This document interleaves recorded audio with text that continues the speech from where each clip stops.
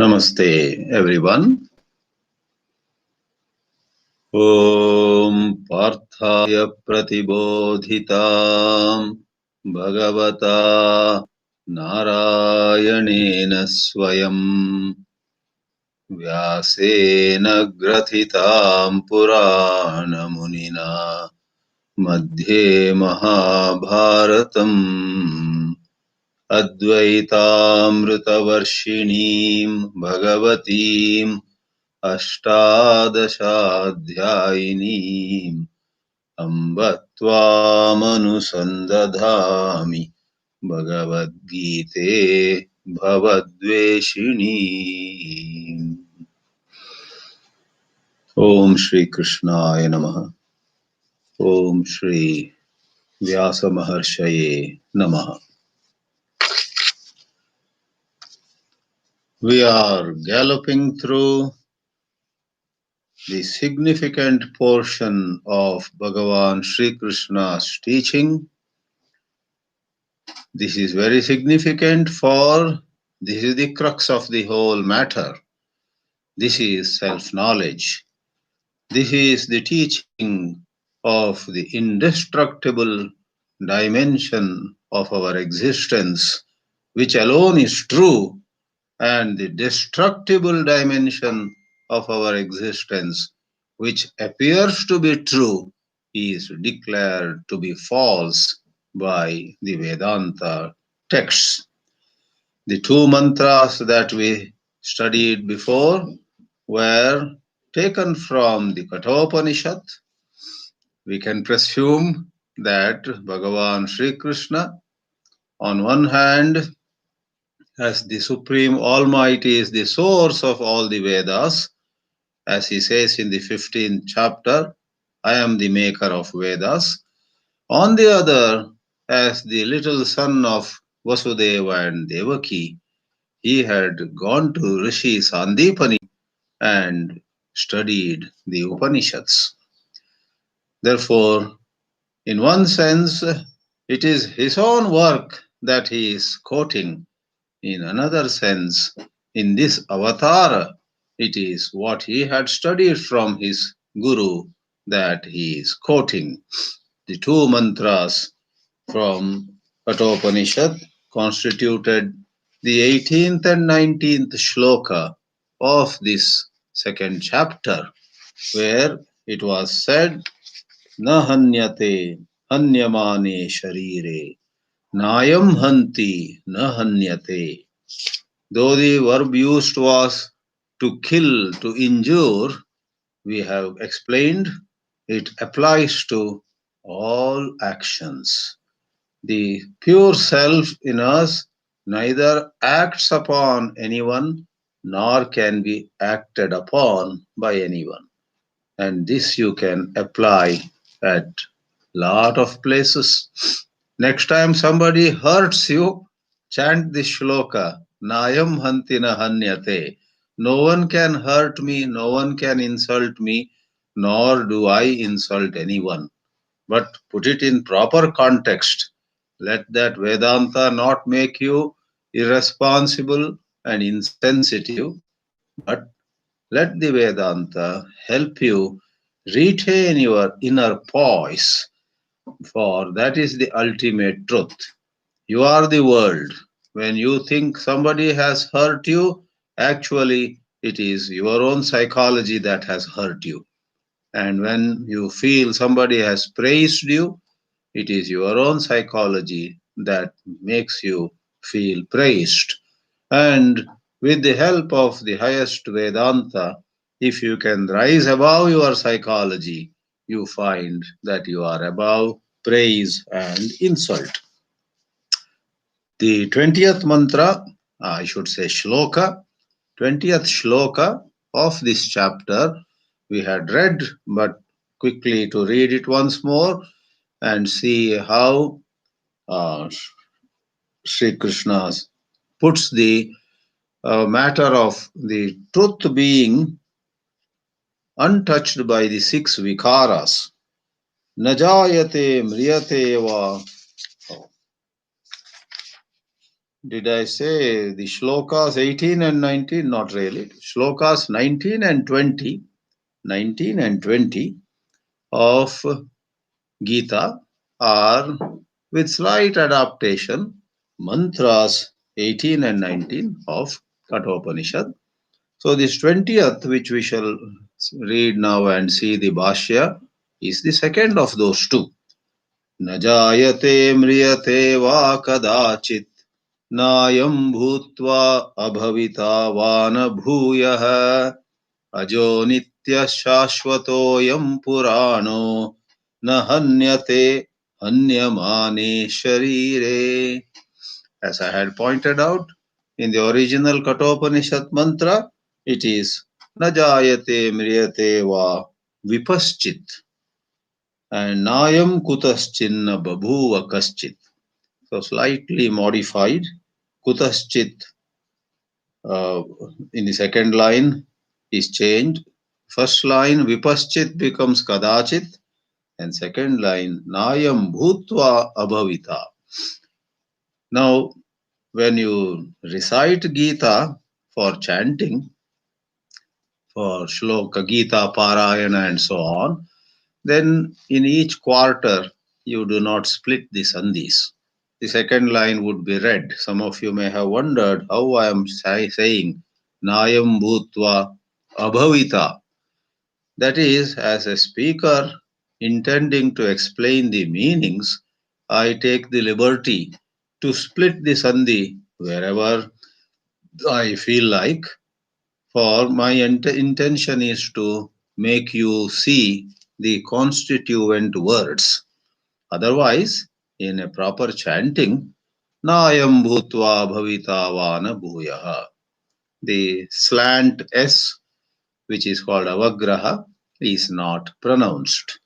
When you split Nayam Bhutva Abhavita, the A becomes silent in fast reading. So, Shad Vikaraha, 6 modifications which apply to everything else in this phenomenal universe do not apply to the pure self. It's not born, it doesn't die, it doesn't grow, it doesn't change its shape, it doesn't die. First of all, it doesn't have some kind of limited form. Asti jayate vardate viparinamate apakshiyate vinashyati iti shad vikaraha. You have Tattva Bodha giving out the 6 modifications in that fashion. Anything else, like a pot, it has a certain shape, it has come from clay, and it may, after some time, get broken. Finally, it may be completely dissolved, merged in its source, that is clay. But here is the pure self. How does Adi Shankara, the Bhashyakara, explain this? With great patience, he says, Na jayate, na utpadyate. Utpatti is another word for coming into being. Na utpadyate. Jani lakshana vastu vikriya na atmanaha vidyate ityartaha. What we call janma also is referred to by another Sanskrit word, jani, not janani. Janani is the one who gives us jani, the one who gives us janma. Janani is mother, but jani is birth. Na jani lakshana vastu vikriya atmanaha tatha na mriyate. Mriyate, the word from the shloka, and there is va, and Acharya hastens to add va shabdaha cha arthe. Va literally means or, but in poetry, at times, va can represent the sense of cha, which is and, or stands for and. Probably it is a poetic style, and why it is done could be for metrical adjustment. Meter. Really speaking, if you were to put cha here in Chanda Shastra, prosody, or the science of writing poetry, cha would be lagu, light, and va is guru, heavy or long. You need a long syllable here, so va is placed, but its meaning is cha, which is and. That means it is not born and it is not subject to death. It's not one of the two. There is a joke of Mullah Nasruddin. He got a child. A friend came running to him and said, Mullah, congratulations. We heard you got a child. Is that a boy or a girl? And Mullah says, how did you know it is a boy or a girl? It's one of the two. So Mullah takes or in a very different way. The person is very eager to know whether it is a boy, one possibility, or a girl, which is a different possibility. But Mullah's mind works in a different way. Yeah, how did you know it is a boy or a girl? It's one of the two. This is a little play with language. Therefore, now cha arthe, na mriyate chaiti, antya vinasha lakshana vikriya pratishidyate. Of the six vikaras, this vinasha, mrityu, is the antya, the last one. Pratishidyate is also dismissed. Nishidyate, pratishidyate, nivaryate, and such words mean these are dismissed. This is dismissed. The Gita shloka, unlike the Kathopanishad mantra, has the word kadachit at the end of the first pada. Pada 1, 2, 3, 4. A shloka typically has 4 padas. Pada means a quarter also. Pada can mean a step. Pada has actually many meanings. There are sometimes numerous meanings for a single word. A certain institution in Pune took upon itself many years ago putting together a dictionary, and that dictionary would give all the meanings of any word going by what that word would mean in different sciences. And I remember visiting that place years ago, and then I saw that the meanings as applicable to a word like Agni, Agni we know as fire, ran into some 139 pages. That is because the dictionary doesn't give simply the well-known meanings, but the meanings in Ayurveda, what Agni would mean in Yoga Shastra, what Agni might mean maybe in Bharatanatyam or Shastriya Sangeeta, or, there are so many sciences, so many fields and branches of knowledge, and a word can have very many different meanings. Like I said in another class before, the word blue, an ordinary dictionary would say blue, it's a color, and maybe a little bit figurative meanings like if somebody is in blues, not in good mood, and so on. But go further. Blue can represent the Democratic Party in the United States, while red represents the Republican Party. So, like that, what other meanings attach themselves to the word blue in various contexts, one has to study. Lastly, when I visited that place, I was taken to a huge hall where there were some easily 50 or 60, if not more, scholars. Each was given a table and a chair. And I said, what are these young men and some women doing? And the professor told me, every one of them is working on typically the same word. This person is trying to find out what a word means in yoga, Patanjali's yoga. That young lady who has done PhD already in Sanskrit is working on what the meaning of a particular word is in the Vedas, in maybe Vedangas, maybe in Jyotisha, maybe in some Mimamsa, and so on. So 60 people working on one word, typically, sometimes they may be not synchronous, on one word, but in different shastras. So perhaps such a long explanation was not required, but we say here, Kadachit is in the Gita, Vipaschit was in the Kathopanishad, and all this digression happened because I said the word Pada. Pada, a quarter of a shloka, can also mean something else somewhere else. Kadachit shabdaha sarva vikriya pratishedaihi sambadhyate. The word kadachit should not be taken as applicable only to jayate and mriyate, but it applies to the other vikaras also. What it meant is, in the second or third line, suppose the shloka says, it doesn't grow big, or it doesn't become thinner. Attach kadachit there also. It never grows big, and it never reduces in size. It never gathers mass. Never does it lose mass or weight. So this na kadachit means never applies to any modification. No modification ever applies to the pure self. We are utterly changeless. That is the inner truth of our being.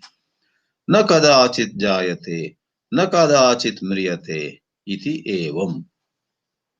Bhagavan Bhashyakara himself explains how kadachit attaches to every one of the modifications.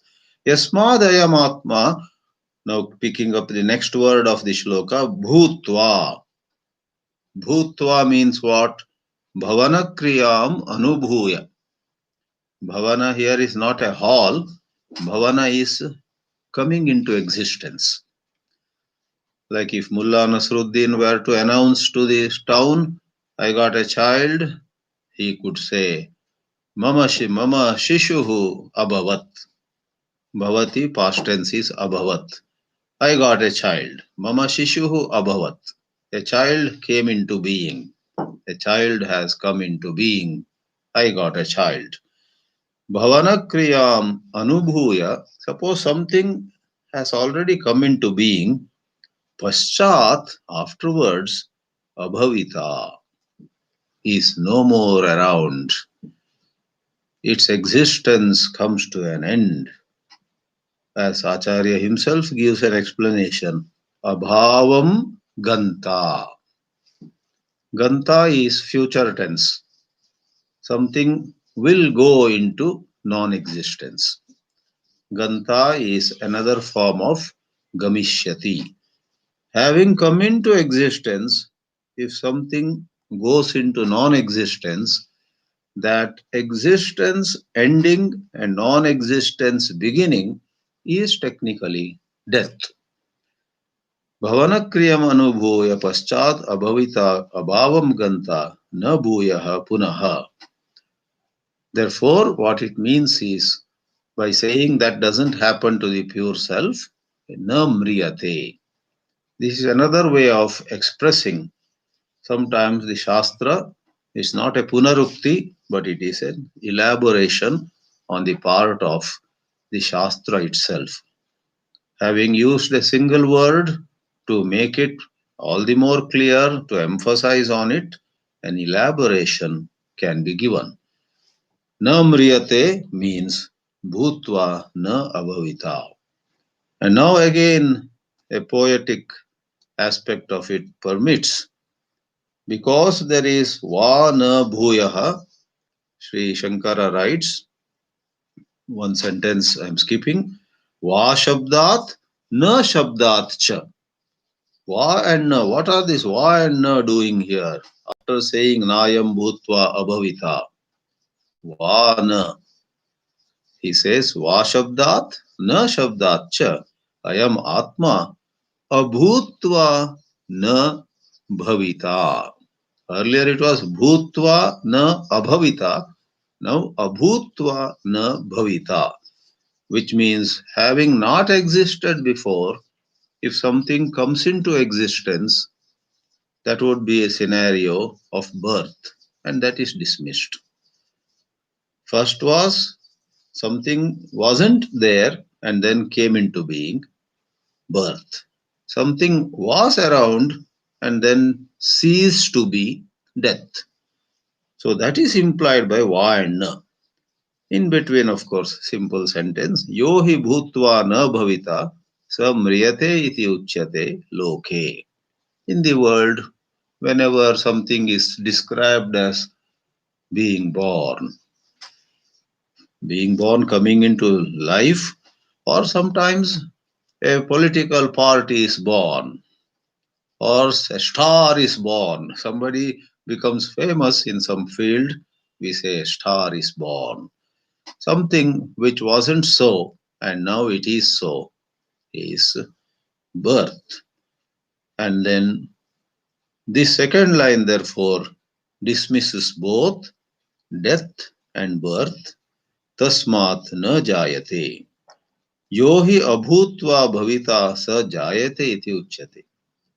What I said in English is, that's where I often say, so Adi Shankara, who goes to heights of metaphysical discussion, shows so much patience at other places to explain even simple words. He says here, in this world, after all, what wasn't around and came into being later is referred to as being born. Yo hi abhutva bhavita sa jayate iti uchyate. Na evam atma. The context is to say the Atma. This is the transcendental Atma. This is the asamsari Atma. This is the purest Atma, which is the final goal of Advaita Vedanta study. Whereas in Dharma Shastra, if you are reading Karma Kanda, if you are studying Shraddha and Titi, Sanskaras, and 1,000 topics about how we may prosper, how we have the risk of failing and losing, all this losing and winning, earning merit, punya, and collecting sin, papa. There's a whole vast branch of Vedic study. Over there, if you see the word Atma, that is Jivatma, and I often refer to it as Samsari Atma. Jivatma has birth and death, but there is the Asansari Atma. What is the relation between these two? Are they both separate? Are they two Atmas or are they one? They are one, but depending on your level of seeing.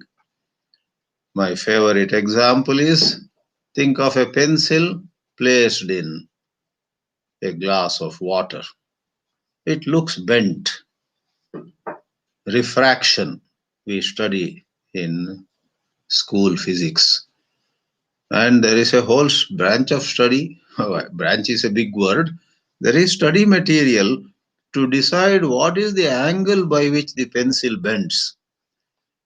And if I remember right, some refraction index, some specific density of medium 1 and specific density of the second medium.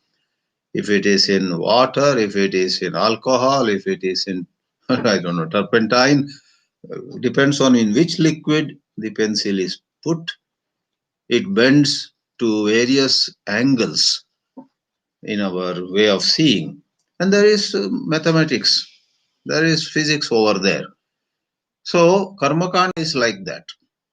What action gives to us punya? Tell a lie, cheat somebody, kill somebody, and various forms of adharma, that will give you papam. And speak the truth, help somebody, and work on your own calmness, your own objectivity, purity. That brings punya.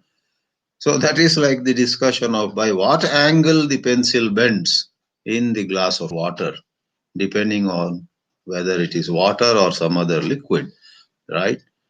What is the higher truth? The pencil doesn't bend at all. The pencil remains straight. A student of whatever 8th grade, 9th grade, suppose comes to know that actually this pencil does not bend at all. Imagine, the student throws the book away. Ah, I believe it is all a lie. Actually, the pencil doesn't bend. Why study all these equations? How much is the theta or pi or some big mathematics? I don't like physics. It is all about lies. The pencil that doesn't bend is discussed for 20 pages. Actually, the pencil remains straight. Then we say to that little girl, look, you have to study this because how the world appears and how ourselves appear has a place of its own. And in the right context, appearances are to be dismissed. So I need not go further.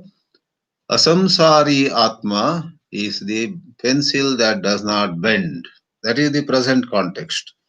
Sansari Atma, Jivatma, which is, I guess, the only Atma in other schools of thought, like Dvaita.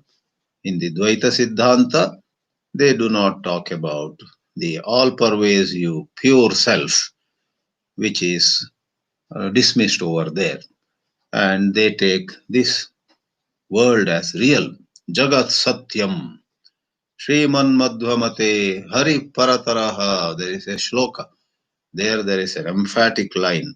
Jagat Satyam. In Madhva Siddhanta, Jagat is real.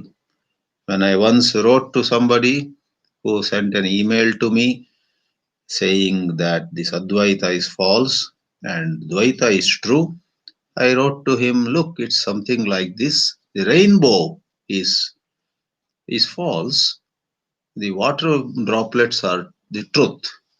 He wrote back to me, and that seemed to be with an angry tone. Emails have no tone, depends on how you read it. But the way I read it, it seemed to have a little bit impatience and anger. He wrote back to me, who says the rainbow is false? The rainbow is truth. Rainbow also is truth. He wrote. Afterwards, I did not write anything more to him, but apparently he had tremendous objection to this Jagan Mithyatva. Well, my position is it is finally Ruchi. Everybody has a certain inclination, certain temperament, certain mindset. Centuries ago, during Shankara, Ramanuja and Madhva's time, now in the 21st century, and for centuries to come, for thousands of years to come, humanity will have these three kinds of people. Some fall in love with Dvaita. To them, everything else looks so silly and foolish. Some fall in love with Ramanujacharya's Vishishtadvaita. That gives them highest satisfaction. And then there are people like us who are so happy and so much at peace with Advaita. We are one kind of people. Now, all that is all right, Swamiji, but what is the truth? You ask Sri Krishna, he would know. And don't be surprised if this mischievous Sri Krishna, even when he answers your question, may give you three answers. He may say, you see, Dvaita is true, Advaita is not false, and Vishishtadvaita has great charm about it. And he may disappear. Again, you say, my God, I got a 30 seconds window with Lord Sri Krishna. I thought he would solve my problem, but he has given three answers. So Gita is like that. But in Gita, you find support for all the three darshanas: Dvaita Darshana, Advaita Darshana, and Vishishta Advaita Darshana. All the three acharyas have commented on Gita and brought out meanings that fit well with their view of life. And so are the Upanishads. And so is Brahma Sutras, Bhagavad Gita, Upanishads, and Brahma Sutras. These are the foundations of Sanatana Dharma. They are called Prasthanatraya. And the three acharyas, Shankara, Ramanuja, and Madhva, have commented on all the three. Ramanujacharya did not comment on Upanishads themselves, but in one of his greatest works, that is magnum opus, perhaps, uh, one of his, maybe I wouldn't call it magnum opus, maybe his Bhashya on Brahma Sutras is his magnum opus, but his work, Vedartha Darshana, there is Vedartha Sara or something, where there he has drawn from so many major Upanishads, main mantras of the Upanishads, and he has interpreted them. Therefore, unlike Adi Shankara, he did not write a commentary on Ishavasya Upanishad separately, Kenopanishad separately, etc. But all the same, he did write several works, and in fact, it is inspiring. The lives of all the three acharyas, it's inspiring. It is said that that particular book, where he has given the meanings of several Upanishads and major Upanishad mantras, was not even written sitting down. He delivered a number of discourses in the famous Sri Venkateshwara temple in Tirupati, the same famous Balaji temple. And those discourses were then made into that great book, which is a great source for those who study Vishishtadvaita. Coming back, uh, in Advaita Darshana, Asansari Atma, that is being described by Sri Shankaracharya. Naivam Atma Ataha na Jayate. And therefore, in the third line, you have the word Ajaha, unborn. Yasmat na mriyate, tasmat nityaha. That is one paragraph in the book I am holding. I'm using this by this wonderful Dr. Krishna Warrior, where the original and translation both are given. Dr. Krishna Warrior. See, different publications divide the commentary into uh, different numbers of paragraphs. So when I say first paragraph in your book, this already may be two paragraphs, or this may be combined with some more lines and made into a single paragraph. Please bear with me for that. यद्यपि आद्यन्तयोः विक्रिययोः प्रतिषेधे सर्वाः विक्रियाः प्रतिषिद्धाः भवन्ति, though by dismissing the first vikriya modification called birth and the last vikriya or vikara modification called death, it implies that the vikaras in between also are dismissed. Though it implies tathapi, even then, yadyapi, even though, tathapi, even then, मध्यभाविनीनां विक्रियाणां स्वशब्दैः एव तदर्थैः प्रतिषेधः कर्तव्यः इति अनुक्तानामपि यौवनादि समस्तविक्रियाणां प्रतिषेधः यथा स्यात् इत्याह. In between there are stages. Yauvana, youthfulness. All of us value that. It is said youth is the spring of human life. Unfortunately, those who are in youth, they don't know the value of it. They are not mature. And those of us who have moved on to older age look back and say, I wish I had the youth for some more time. And maybe some among you, I'm sorry, I can't generalize. Some of you may protest. No, no, we don't regret. We have gained vairagya. We don't want youth anymore. Maybe there are one or two. I don't have so much vairagya. So, these are, sorry, unnecessary digressions. Because Adi Shankara used the word Yavana, my mind went into a fly. Yavanadi samasta vikriyanam pratishedaha. We have to dismiss any other possible modification. Therefore, it is said Shashwataha. That's the word from the shloka. Ajo nityaha shashwataha. Shashwataha iti apakshaya lakshana vikriya pratishidyate. So, apakshaya is decaying. Kshaya itself means decay. Apakshaya, making it even clearer, is where decaying and getting less and less reduction. Shashwat bhavaha shashwataha. Na apikshiyate swarupena niravayavatvat. A tongue twister, this is niravayavatva. What is niravayava? Niravayava. All of you perhaps know the word avayava. Avayava means a limb. Like a body has limbs, hands and legs and stomach and face, parts. Avayava is part, Niravayava is partless. Decay necessarily is something that happens to a thing that has parts. A thing that has parts loses some parts, then it is decay. It gathers some more parts, it is growth. This is so in macrocosmic level as well as microcosmic level. You and I have read a little of even how atoms decay.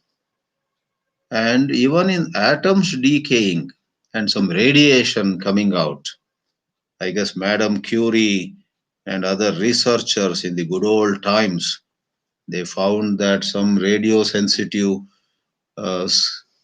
sheet showed that something was coming, some energy was coming towards those sheets, those films or whatever.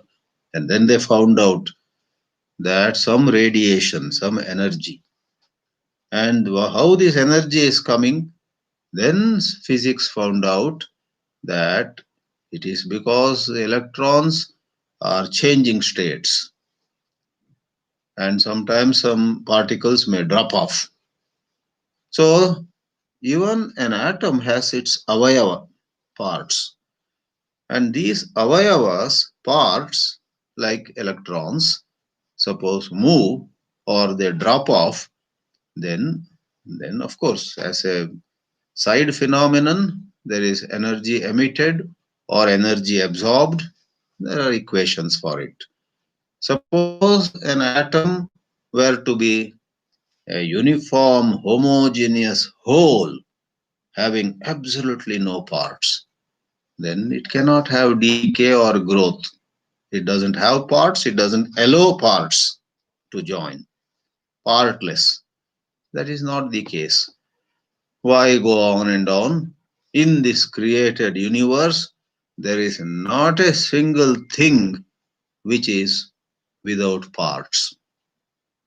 Everything has parts, and all change, growth as well as decay is in the context of parts. Some more parts join, something grows. Existing parts drop off, fall off, then it is decay. So, how insightful ancient logic was. Adi Shankara did not invent all this logic. It is at such places that he draws liberally from Nyaya or Vaisheshika, Sankhya, or I don't know how many other, from various other darshanas. We have mentioned about Astika darshanas. Nyaya and Vaisheshika, Yoga and Sankhya, Mimamsa and Vedanta. These are 6 Astika darshanas. Then there are Nastika darshanas like Jainism, Buddhism, and so on.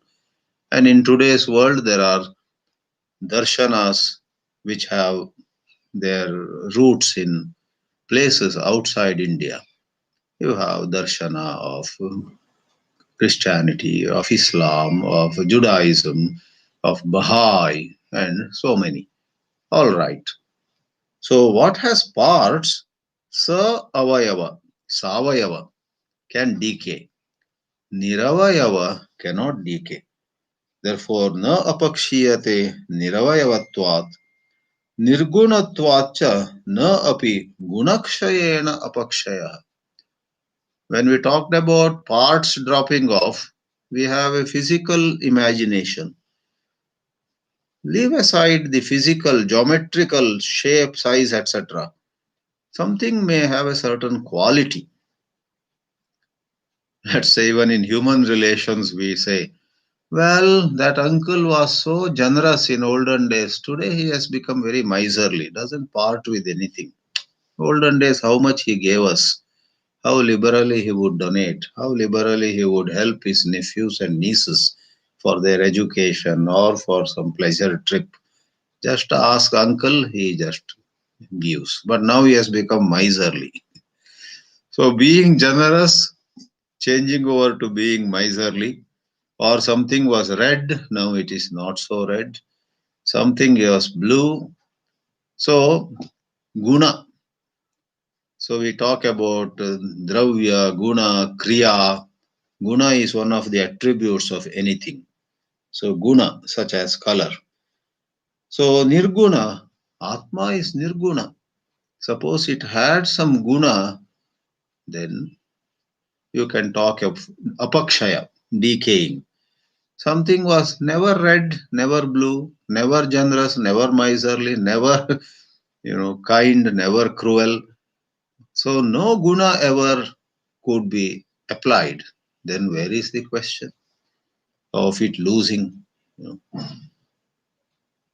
a sixth grader asked the teacher in chemistry class, "What is the actual color of an electron?" The teacher was puzzled how to answer this girl. Then the girl herself said, "Because in my friend's notebook or textbook, an electron is shown as blue. In mine, it is shown as red." Books may show for graphic representation, for ease of communication. Books may show an electron to be red or blue, yellow or brown, but we know electron cannot be seen with naked eyes. And where is the question of color for it? Color is applicable to something that can be seen. Just as if somebody asks, "What is the color of anger?" 9 out of 10 will reply, "Red." That is how it is shown, you know, graphically and poetry. He turned red with anger. And I guess blue and other colors also have various connection with emotions, right? But anger actually is an emotion which cannot be object for our eyes, and therefore color of anger. Color of blood, yes. Though blood is not seen generally, but if we get a wound, when blood comes out, blood is red, whether it is inside or outside. Anyway, nirgunatvat, gunakshayena, gunakshayena api apakshayah na bhavati. अपक्षय विपरीता अपि वृद्धि लक्षणा विक्रिया प्रतिषिध्यते पुराणः इति. Puranaha is ancient. Puranaha is very old. By saying so, Vriddhi Lakshana, because whatever has newly come up would have something additional, something we say new. A new, restaurant has opened on that street. My son has built a new house. So we ask, what is additional over here? And he says, come and see. We have in this new house such and such additional features. You know, that son would proudly show to us. Modern houses have so many new things keep coming up. You go to the bathroom, you don't have to turn any knobs. Just touch here with the finger, touch here with the finger. Hot water you with one touch, cold water with another touch, or so many, magic. And in some houses, you don't touch anything, not even finger. Just hold the hand below the tap, and water comes. Oh, how nice! So on. That is, anything new will have some addition, in a manner of saying. Sri Shankaracharya says the word Purana, by calling it ancient, dismisses the possibility of any add-on. Vriddhi Lakshana Vikriya. Yohi Avayava Agamena. An additional part, Agama, coming. Upachiyate, not apachiyate, upachaya. Upachaya is gathering, collecting something. Abhinavaha iti cha uchyate. Then we say this is something very new. A new car, something new. It doesn't have to be extra weight. Sometimes a new car may be lighter than ever before, but it has a new feature. So the feature is added. Don't think always in terms of mass and weight. In certain industries like electronics, everything gets lighter and lighter and lighter. You have a latest mobile which is so light, but it has the features and the capacity of some old mobile which was 10 times heavier. This has some new features. So don't think in terms of weight, but additional iti cha uchyate. Ayam tu atma niravayavatvat. Now comes a beautiful definition of Purana. Sri Shankara in his Bhashya gives this. Pura api nava. The word Purana can be split in this way. Pura means ancient, and na, which because of some sandhi rules becomes ana, Purana. Na can stand for Nava. Though ancient, it is ever new. The Atma, by calling it Purana, please do not mistake Atma to be some good old soul, old soul. In San Francisco Bay Area, there are two sisters whom I happen to know. Once they went to, I think, city of San Francisco, from there, some other town. And there was some kind of mystic and crystal reader, a Westerner, some white lady.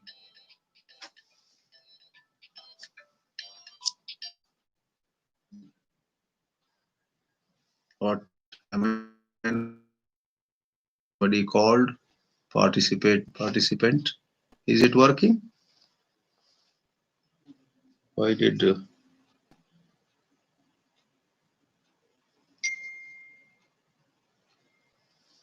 I guess it is working. It's working. Okay. All right. So to complete that anecdote, the two sisters went and consulted for a fee. This white, lady had the board.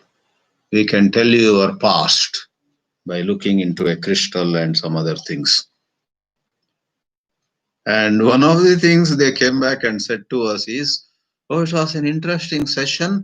And one thing this, white American lady said to us, Indian Americans who were there, was, she said, wow, both of you sisters, you are such ancient souls. You, both of you, your souls are very, very old, thousands of years of old. The souls of many of us are relatively new. That was very humorous, they said. Anyway, but here Shankaracharya says, Pura api navaha. The Atma doesn't get old, doesn't get new. It is, though old, ever new.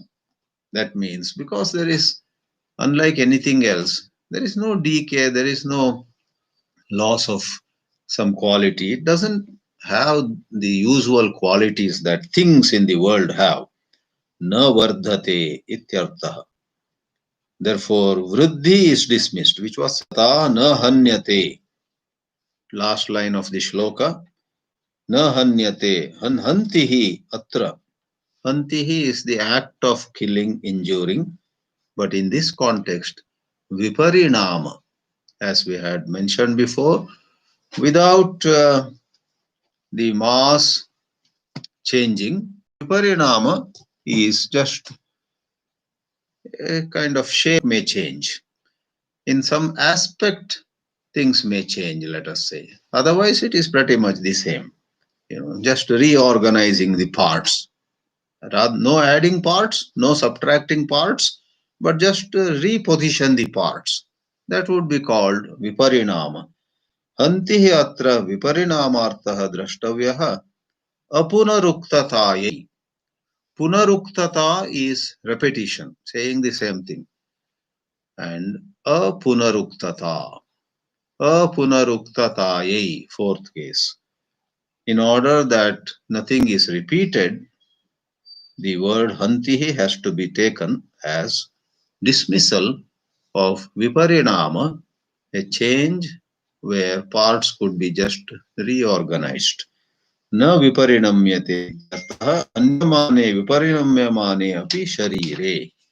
The beautiful point is न हन्यते अन्यमाने शरीरे.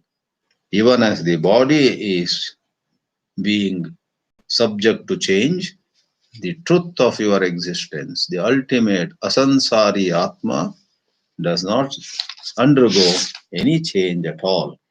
Summing up everything, Bhashyakara says, Asmin mantre shad bhava vikaraha, 6 kinds of changes, laukika vastu vikriyaha, in the loka, in the world we see, both outside and inside. Even it is said the coronavirus undergoes some change. The newspapers and media tells us that now the corona has some technical word is there, some kind of mutation. There is some mutation in the very structure of corona. The virus structure has undergone some change. And they are talking of the new properties of the mutated corona, whether it is more dangerous or less dangerous, what are its new ways in which it might affect us more, or maybe there is some good news. This mutated corona is not as virulent as before. Such news we get. Laukika vastu vikara. So even a virus also changes. Even an atom changes.